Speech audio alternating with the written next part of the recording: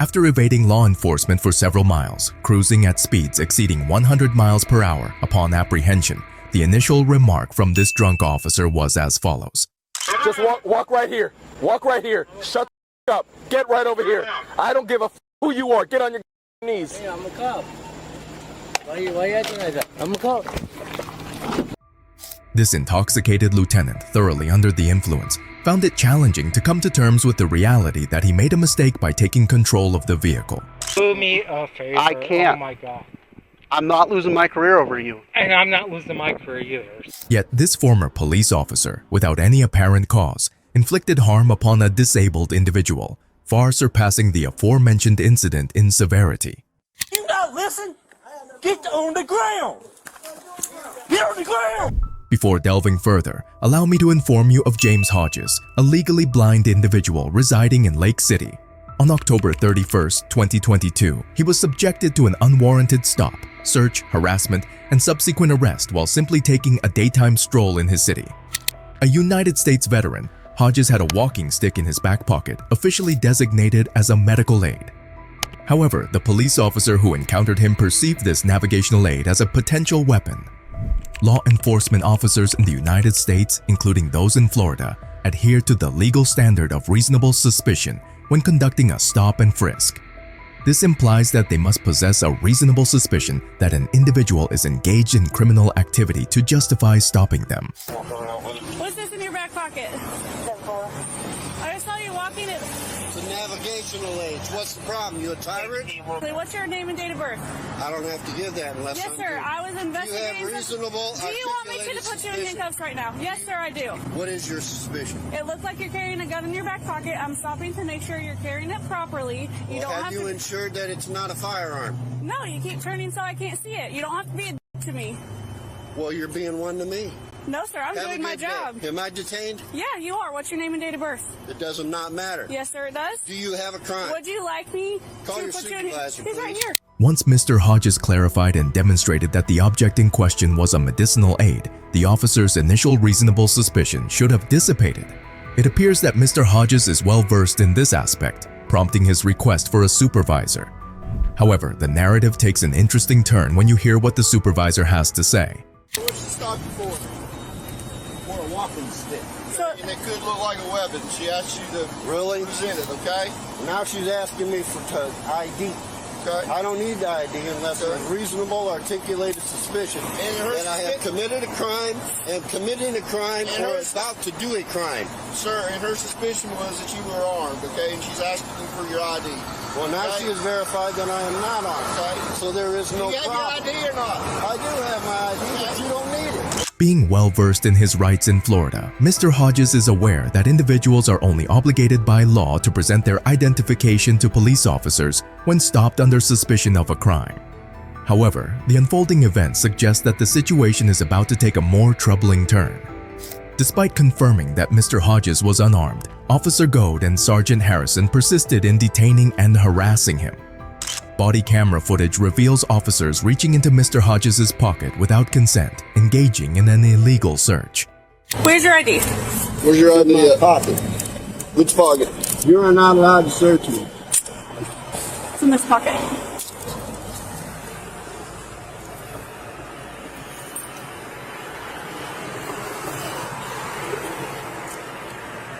There you go. Thank you. Sir, are you legally blind? Yes, I am. All right, Mr. Hodges. Was that hard? It's gonna be. I want your name and your badge number. I put him in jail for resisting. Okay. Furthermore, Sergeant Harrison handcuffed and arrested an entirely innocent man. What adds to the concern is that this isn't an isolated incident for Sergeant Harrison. He has a history of such actions. Mr. Hodges endured 26 hours in jail before being released. Following an investigation, the sheriff's office disciplined both officers with suspensions and additional training. In response, Mr. Hodges has initiated a lawsuit against the officers. Shifting our focus, Officer Donovan Rojas, a Miami-Dade police officer, experienced regrettable consequences. Rojas, while intoxicated, took control of his patrol car in Florida. Another officer observed him speeding and initiated a pursuit. Rojas evaded the pursuing officer for nearly 5 miles, reaching speeds of up to 110 miles per hour. Upon finally stopping him, fellow officers approached cautiously, suspecting a potential criminal act.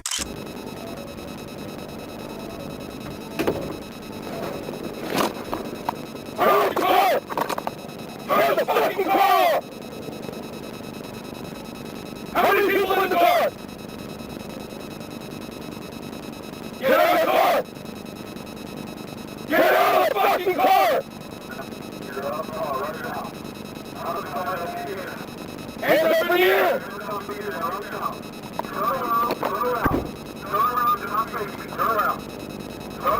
Walk right here.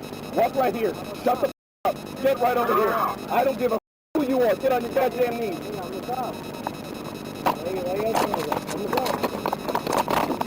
Listen to me when I tell you to get on your fucking knees.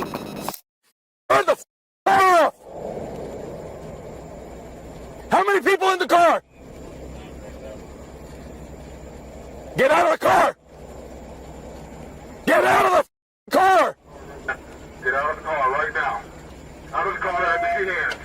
Hands up in the air! Hands up in the air right now. Turn around, turn around. Turn around, do not face me. Turn around. Just walk right here. Walk right here. Shut the up. Get right over here. I don't give a who you are. Get on your knees. Hey, I'm a cop. Why you acting like that? I'm a cop. Then you'll listen to me when I tell you to get on your knees. Alright, man, I'm a cop, bro. Clear.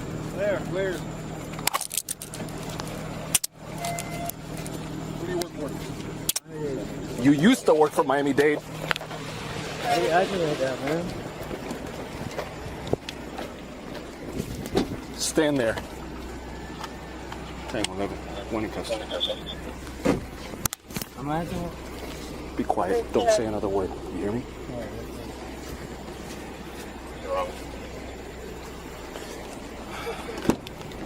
Sit down. However, when the suspect emerged from the vehicle, it took all his colleagues by surprise as Officer Donovan Rojas, overwhelmed with remorse, burst into tears. Breaking down this incident reveals numerous serious legal and professional implications. Officer Rojas exhibited concerning behavior by swerving on the road and refusing to stop for the police. Furthermore, during the arrest, it became evident that he could barely stand on his feet, indicating a significant level of intoxication.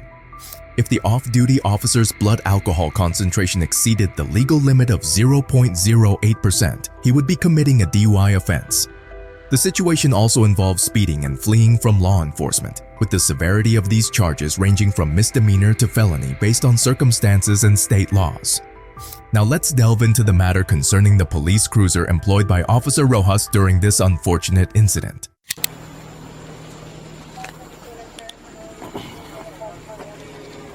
Holy shit. Jesus.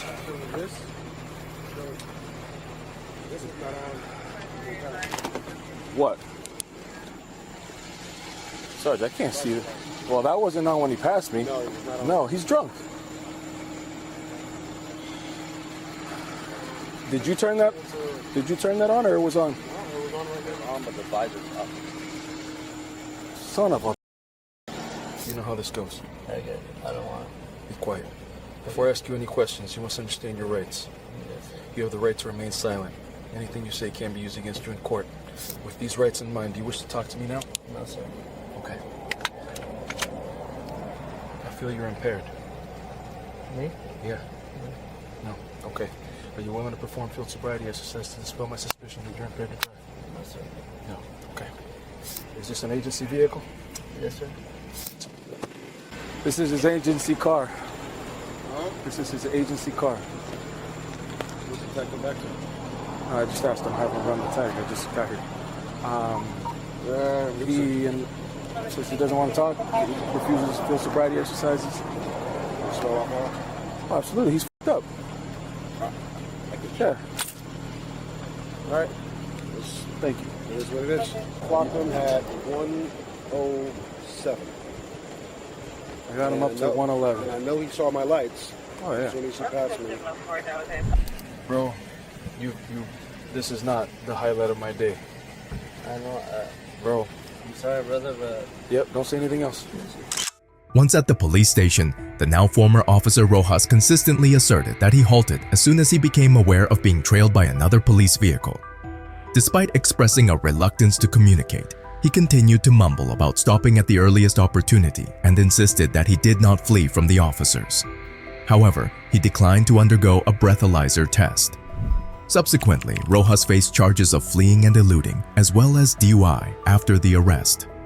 Following these charges, he was relieved of his duties at the Miami-Dade Police Department without pay. During the interrogation, Rojas experienced a breakdown as the realization dawned on him that his career had come to an end, and he couldn't restrain tears. Hey, let me see your hands. Berg, get on the ground. Get on the ground. Get on the ground right here. Get on the ground. You, Burgundy shirt, get on the ground. Over here.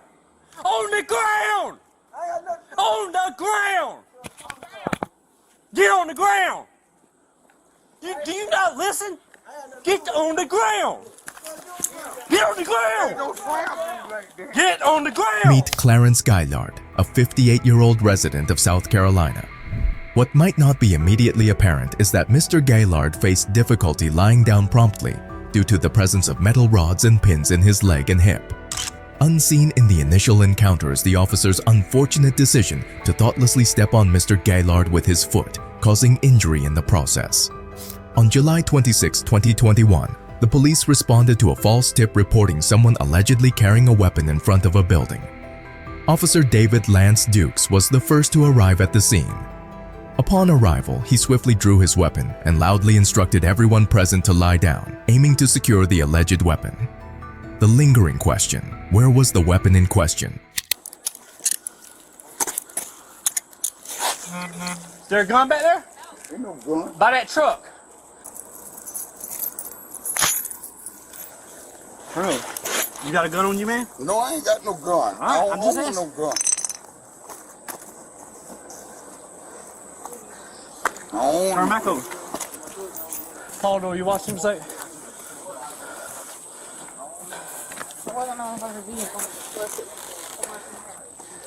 He had something. I ain't want no gun. The door's unlocked, it's not always so. No, he was right here.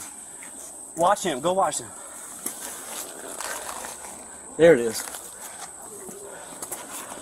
All right, that's what he had. One time. Alright, put your leg that way so you can stand up. All right, listen. I'm about to help you. Hold on. Hold on. All right, ready? 1, 2, 3. All right. Yep. Listen. Yep, they slammed my head Listen. down on the cement. Yep. Go back inside. Go back in the house. Go back in the house. Ain't nobody talking to you. I got head drummer. Go back in the house. He was in front of the car when I came up.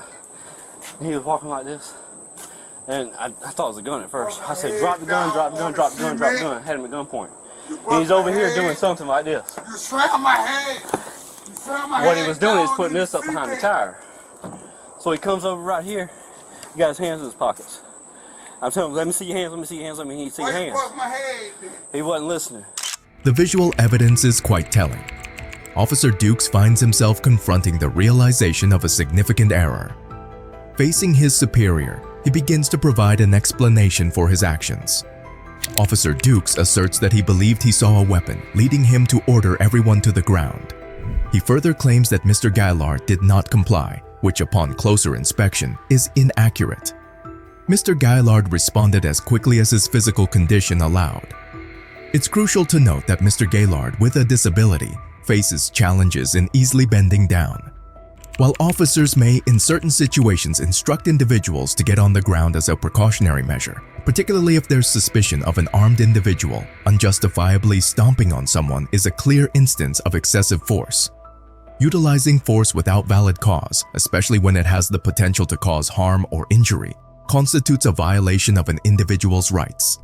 In Officer Duke's case, there appears to be no alternative but to adhere to his initial narrative, even resorting to falsehood when a relative of the victim seeks his official details.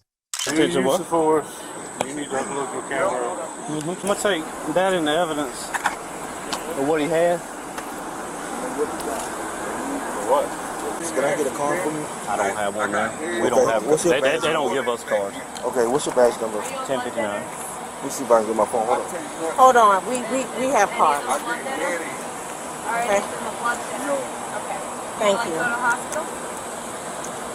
To sum up, Officer Dukes faced termination and is no longer in the capacity of a police officer. In response to the physical and emotional distress endured, Mr. Gaylord received a compensation of $650,000. Now, allow me to present Lieutenant Brian Filipiak, or rather, the former lieutenant. On November 13, 2016, his colleagues apprehended him behind the wheel while severely intoxicated. Numerous reports from concerned citizens had been received, detailing a pickup truck swerving on the road and coming dangerously close to other vehicles. Faced with the evidence, Brian was well aware of the gravity of his actions. However, he displayed a reluctance to accept responsibility and insisted that the officers release him, despite the entire incident being captured on camera.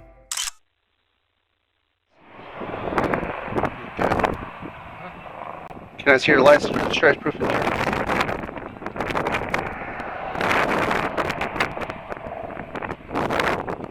Okay. You got your ID? Department ID? And your driver's license. Reason why I'm stopping you is we got multiple reckless driving calls about you. Okay? And then when I'm following you, you're hitting the shoulder of the road. You been drinking? How many? Okay. Well, I'm going to ask you to step out of the vehicle. What would you like me to do? Just let me go. I can't. I had multiple phone calls. You'd be in the same situation if I was in the vehicle in your county, correct?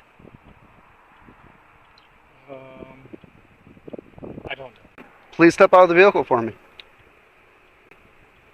You know how this works, I know. But okay? just let me go. And I'm not. I can't let you go. We're way past that point. You know this. No, I don't. So I'm gonna ask you one more time. Step out of this vehicle nicely for me. Just let me go. I'm asking you nicely. I don't want to see anything worse happen. Okay? No, just let me go. Let me stop over and call it, okay? I can't. Do me a favor. I can't. Oh my God. I'm not losing my career over you. And I'm not losing my career either, so. Clear. Out of this vehicle now. No, be out of this vehicle no, now. Don't touch Brian, me. out of this vehicle no, now. Don't touch me. Let's step out. No, you know don't touch this. me. Out of this vehicle. No. Out of this vehicle. You are No. resisting an officer. No, you know I'm this. not. Out. No. We just have to. Out. Brian, go. No, hold on, guys. Brian. One more. Taser right now if you don't get out. Make it work, okay? Out. Right now. Go to the front of my car.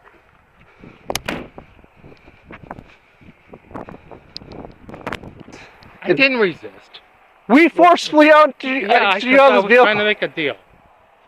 Okay. Just let me go. I will. Yes or no? Are you going to do a field sobriety test for me? I just want to sleep it off. Are you going to do a field sobriety test for me? Can we just sleep it off? No, we can't sleep it off. Are you going to do a field sobriety test for me? I don't know. Are you going to do a field sobriety test? Yes or no? Just let me. No. Yes or no? Are you going to do a field sobriety test? Walk the line, one-legged stands, you know the routine. No, stop. Just let me. We're going to do field sobriety. No, just let me. If you're on my side, then do the sobriety test. It's a No, yes. I'm not on your side. If you're on my side, you'd let me just go. I'm doing my job, you know that. Yeah, and I'm doing my job too. Okay. So. If you're not going to do field sobriety test, turn around, place your hands behind your back, you're under arrest. No, I'm not. You are under arrest. No, You are under arrest. Don't resist, Brian. No. Come on. Come on. Okay, stop. You're Stop. under. You're not No, going to. I'm not resisting, but don't. Let's stop. You're Let's tensed up. talk about it, okay? I've tried. No, we Have a have seat. not talked. Brian, have a seat. Stop, guys. Hold on. I'm done.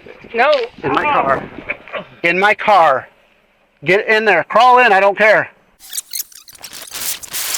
Stay right here. No. Yes. Just Brian, don't. stop. Why are you doing this to a fellow? Why are Brian Filipiak faced a sentence of 1 year of probation coupled with a deferred jail sentence. Additionally, he was relieved of his position as a lieutenant and the responsibilities associated with being a sworn law enforcement officer. FBI agents wield considerable authority, often surpassing that of regular police officers. However, even these federal agents are not immune to mistakes, and when they do occur, the consequences can be intriguing. Picture this. A man, unbeknownst to a team of approaching cops, is actually an undercover FBI agent about to find himself entangled in an unexpected turn of events. The cops assert that they have stopped the man because he bears a resemblance to a criminal they have an active warrant for. He's harassing me. Why are you harassing me? You're assuming I'm someone I'm not. Okay, if you're not, then No. you're not free to go. Okay. Am I being detained? Yeah, you are. For what? Because I think you have a warrant. You think? Yeah. That's an illusion. That's an illusion. You think? It's a clear violation of the legal requirement that law enforcement must have reasonable suspicion of a person's involvement in a crime before making an arrest. This situation already exceeds their rights, setting the stage for a confrontation with an undercover federal agent. The officers provide a rather loose reason for detaining the man, adding a chilling statement that if they are wrong, they are wrong. You think? Yeah. That's an illusion. That's an illusion. You think? This statement not only lacks professionalism but also poses a potential danger, indicating a willingness to use questionable logic in higher stakes situations, potentially jeopardizing public safety. Watch how funny this is. Go ahead, look at it. No, don't hate me. Look at it.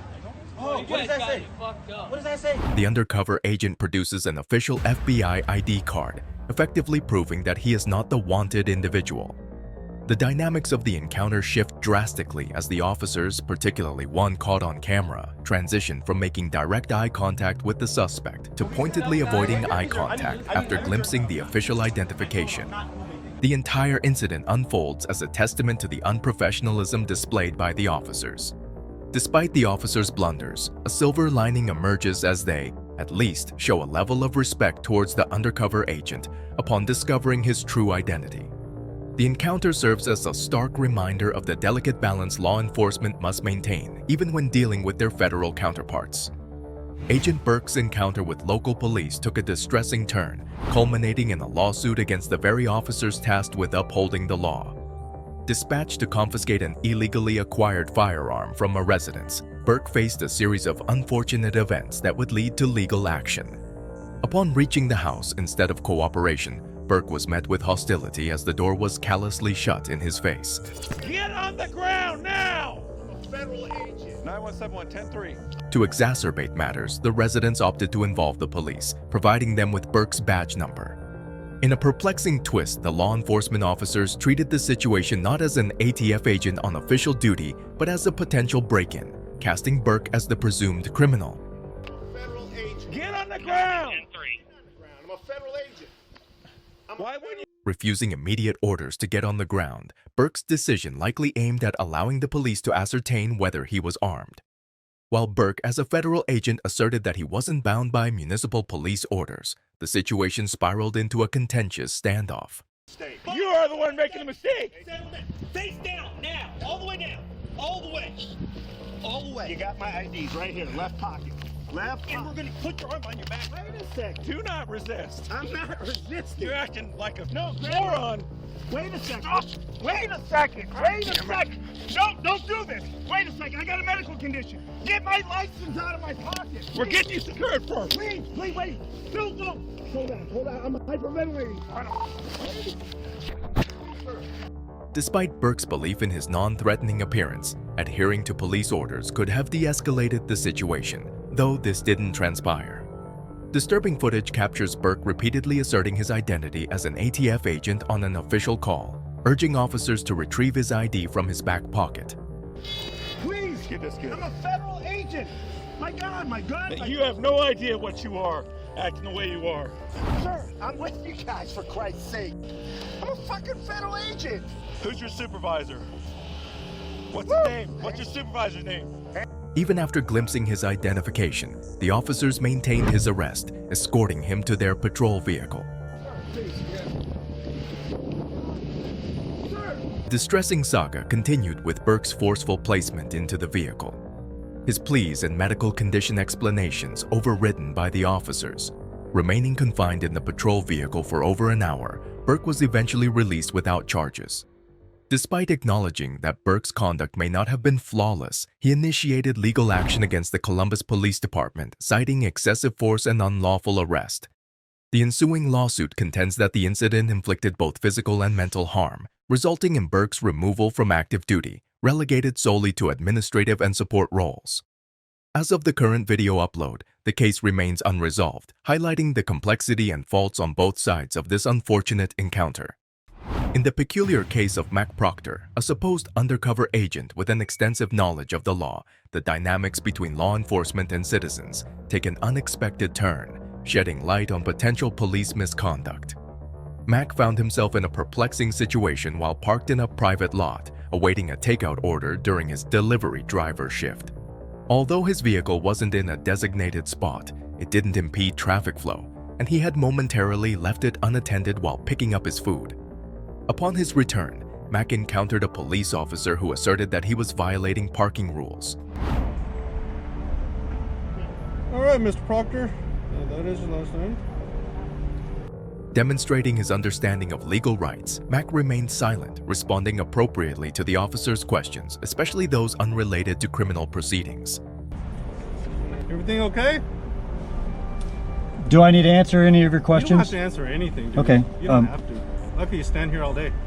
I get paid either way. Can you go ahead and finish your job? And refraining from any confrontational remarks, the officer questioned why Mac appeared angry. I can carry on. What's it with the anger, dude? I'm not angry. You're not angry? You always talk to everybody like that? I'm not angry. Oh, okay. I just want you to go ahead and wrap things up, please. Oh, okay. This incident raises the possibility that some officers may be accustomed to a command and control approach during interactions, and Mac's exercise of his rights might have caught the officer off guard. Do you understand? Am I being detained? Yes, you are. Okay. All right. The officer informed Mac of his detainment for a parking violation, threatening a citation. However, the grounds for such an action were ambiguous, as Mac had not committed any apparent local, state, or federal violations. This situation becomes even more perplexing when considering that if the officer had observed Mac's vehicle obstructing traffic, a simple request to move it would have sufficed, avoiding unnecessary complications. A long time ago. What do I need to do for you to hand me my documents so I can leave? I'll give it to you right now. I just want to know that, that you're okay, because usually I don't get people all this. What do I need to do for you to hand me my documents so I can be on my way? You're okay. I don't need to answer any of your questions. Okay, there we go again. Jesus Christ. The officer's decision to detain Mac prevented him from promptly rectifying the alleged parking violation. Curiously, the interaction unfolded despite there being no clear basis for such intervention. The officer's surprise at Mac's assertiveness and the subsequent detainment raised questions about the nature of the encounter. In an unexpected twist, it was later discovered that Mac wasn't an actual federal agent or officer. Nevertheless, his knowledge of the law allowed him to navigate the situation successfully, emphasizing the importance of understanding one's rights in encounters with law enforcement. This case serves as a reminder of the complexities and potential pitfalls in interactions between citizens and those entrusted with upholding the law.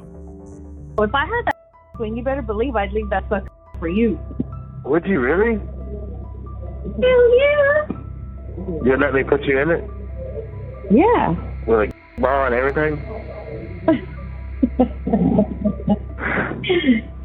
Yeah, babe. You felt me, I was like soaking through my clothes. So what about some of these phone conversations? No, not here or the phone. I just mean conversations y'all are having on the phone. No. Since he's been in here. Like. Meet Charlene O'Banion, a corrections officer facing allegations of engaging in a romantic relationship with an incarcerated individual. You felt me, I was like soaking through my clothes. Upon receiving whispers from fellow officers who observed her in the company of Jason Parker, an investigation into Charlene was initiated. While she may believe she slipped by unnoticed, unbeknownst to her, the detectives have amassed all the evidence required. Soon, they'll unveil and potentially shame her in a rather unforgiving manner. You got a live ass head game.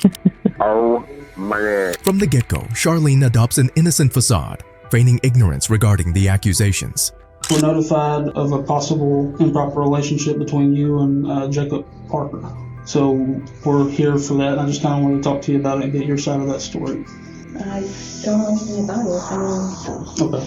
Have you talked to him on any jail phone calls or anything like that? No. None at all? Charlene firmly believes in the efficacy of her strategy, but unbeknownst to her, the detectives possess a wealth of evidence beyond what they've disclosed. And where would you think that this allegation would come from if there's nothing to it? Well, I had a feeling this was coming. So there was an inmate named Coker, Justin Coker. Okay. He got out of here for, I don't know what period of time, and he tried to contact me on Facebook. He sent me a message and I blocked him on Facebook. And I guess one time Parker was going back to Pequot to use the bathroom, and he was talking like at the window with me. Mm-hmm. And I guess Coker like didn't like that, which I had no contact with him or anything. And Parker had told me that he had gone up to him and was like, don't talk to her or something crazy like that. So I'm just not trying to be rude here. I'm just, why would you expect this conversation to come up from that? Like now, if that happened a few months ago. Charlene insists that her interaction with Jason was limited to a single encounter outside the jail restroom, attributing the rumors to a jealous inmate. However, the detective is poised to reveal compelling evidence that promptly contradicts Charlene's narrative, indicating she may be concealing pertinent information. I don't know exactly how it started, like who it started from, but I was told that it was brought to somebody's attention, and then we looked at jail calls, and there's jail calls between you and Parker. And all that stuff's recorded. So I don't think you're being completely truthful. Well, I kind of know that you're not. And I'm not trying to be rude when I say that. Yeah, no. I'm just kind of trying to lay it out on the table for you. So can you kind of tell me what's going on here? I guess a few years ago, we talked, and then I ended up here, and then he ended up here. I didn't know he was here. It wasn't anything like that. Evidently, Charlene and Jason had prior connections before their time in prison and engaged in some activities together.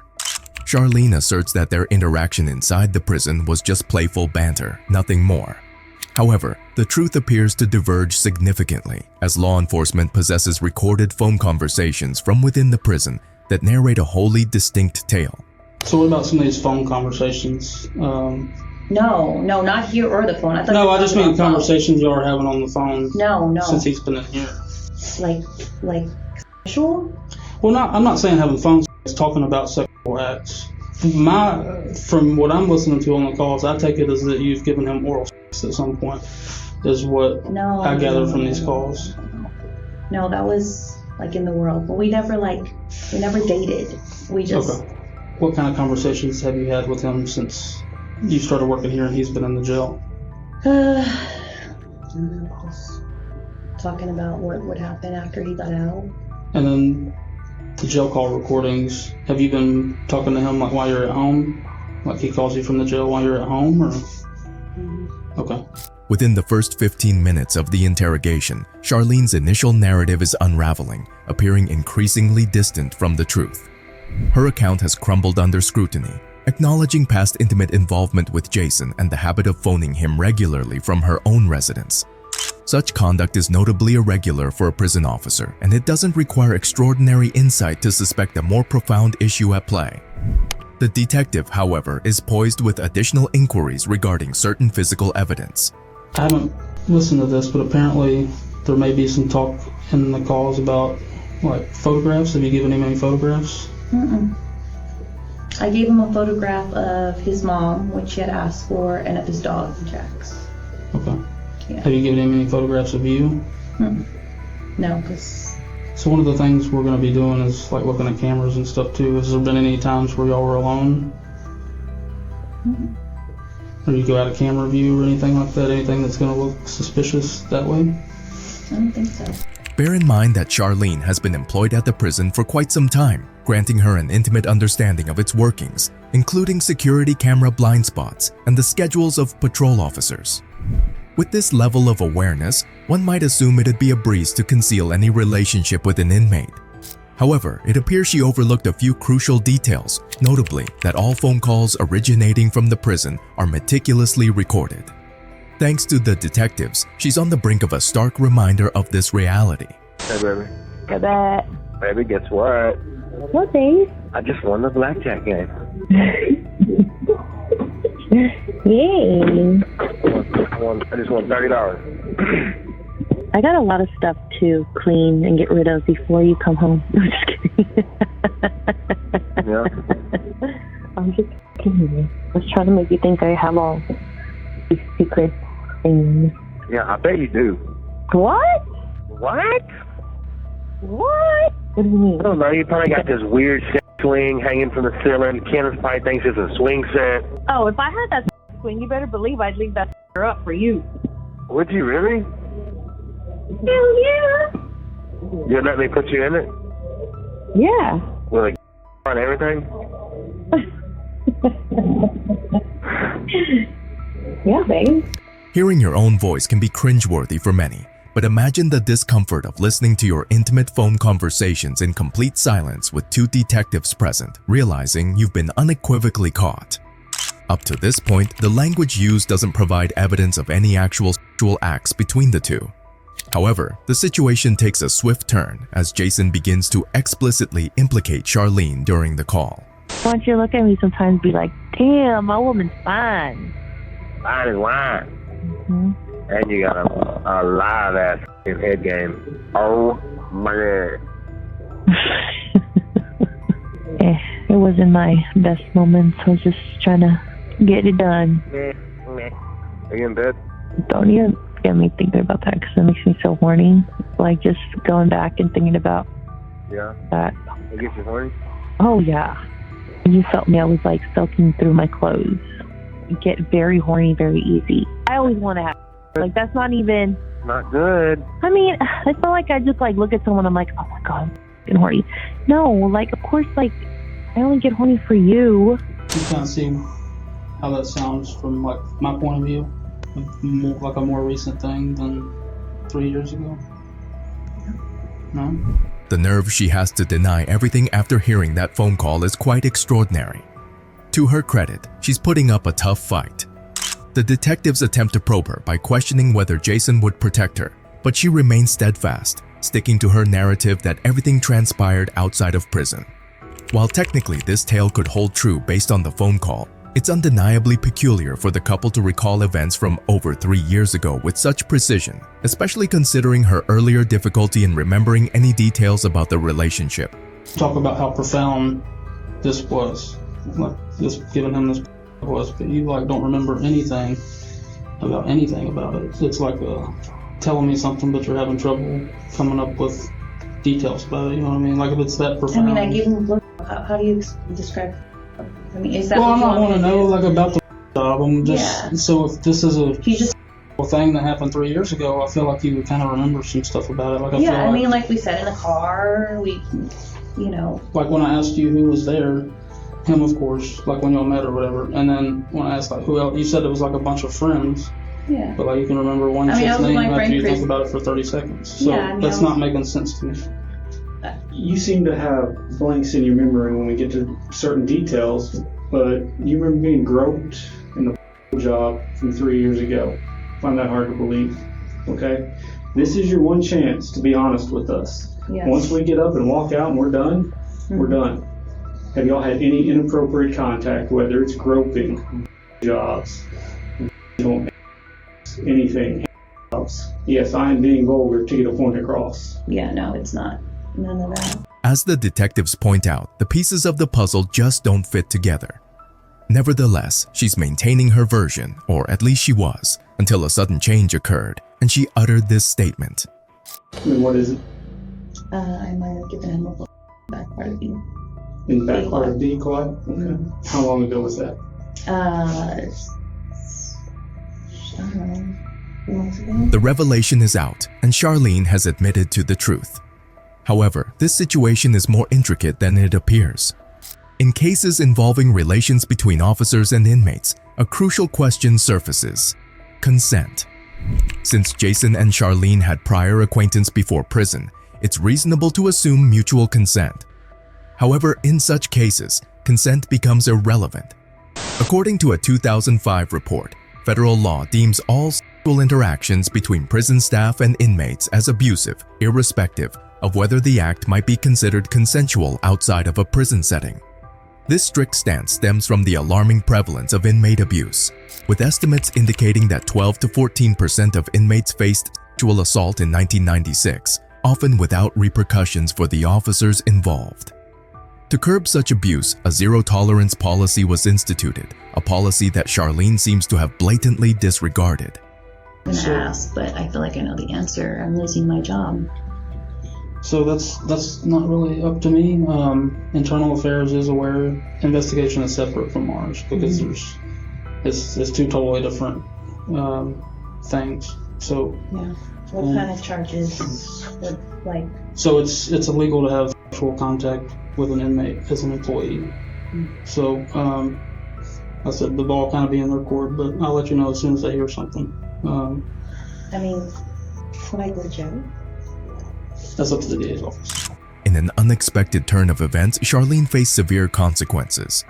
Her employment was terminated, and any future return to jail would be solely as a result of the 100-day sentence she received after being convicted of engaging in sexual activity with a person in custody.